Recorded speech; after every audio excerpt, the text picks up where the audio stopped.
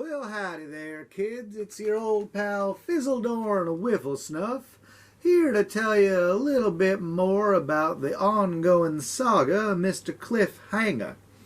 Now, I've been out back tending to my petunias, but I thought I better get inside and continue this old story for the children. Now, y'all probably remember that we've been telling this ongoing saga of Clyff Hanga, using some of the suggestions that you kids at home have been sending to us. Things like mermaids and dragons and excavators and clowns.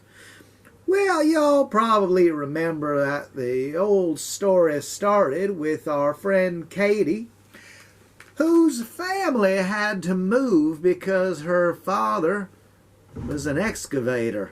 That means he used to be a cavator. Now, Katie moved on to that town, didn't know anybody, no other kids for her to play with, except for that old sad clown we learned about. But one day, the day of her birthday, she met an unusual stranger by the name of Clyff Hanga. She opened the door to see this man in front of her. And what did she see but all dressed in fine silk purple suit, a well-coiffed man with slicked back hair, dark sunglasses, and a winning smile. He was hot, and I mean burning hot. She could feel the heat just emanating off of his body. 'Cause you see, Clyff Hanga had a daddy what was a dragon. And Clyff himself had half the powers of a dragon. He could breathe fire out of his nostrils, just... He couldn't fly, but he could do some pretty good floating. And he noticed that Katie was all alone on her birthday. So he decided that he'd show her around her new hometown. And so that's what they did.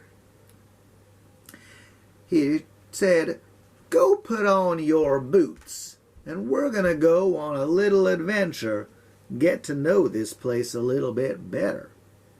And so Katie went upstairs, and she put on her rubber boots, and she put on her snow jacket, and she brought her swimming goggles, and she took her golf clubs, and she filled her pockets with blueberries, because she didn't know where she was going or what to expect when she got there. So Katie goes downstairs and opens the door back up to see Clyff Hanga in his purple suit, slicked back hair, and dark sunglasses, sitting in a red convertible sports car. She goes over and sits right down next to him in the passenger seat. He pushes a button and the whole top comes down on the convertible. It says, "Fasten your seatbelt, missy, 'cause you're in for a ride." And Katie, she fastens her seatbelt right up, and they take off. But they don't just go straight. They go up. That's right. Clyff takes Katie up in the car. The whole car just picks up floating. And they do an aerial tour around the city that they have come to know. And she looks down, and she sees all the buildings and all the features of this new town.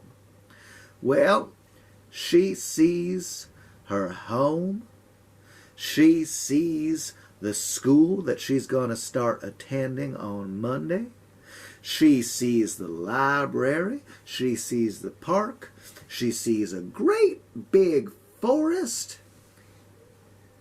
And she sees, sitting in a clearing in that forest, a sad clown. That's right. They circle around a couple of times so that they can get a good look. And they see a poor clown just sitting there all by his lonesome. No one to talk to, nothing much to do. Katie says, "Hey, Cliff, what do you know about that clown and why he's so sad and lonely all the time?" Well, Cliff breathed a little sigh, says to Katie, "Well, there's something you ought to know. That clown right there, he is my half-brother. And what's more," well, would you look at the time? I said I would come in and have just a 30-second break, and I've been sitting here and jawing for the last 5 minutes. Well, I suppose I should be going, but stick around, because next week we're going to continue the Saga of Clyff Hanga, and we're going to find out exactly what's going on. So stay tuned, make sure you subscribed to Character Stories for Children, and we'll be back next week with another installment of this ongoing saga. You have a good day now, kids.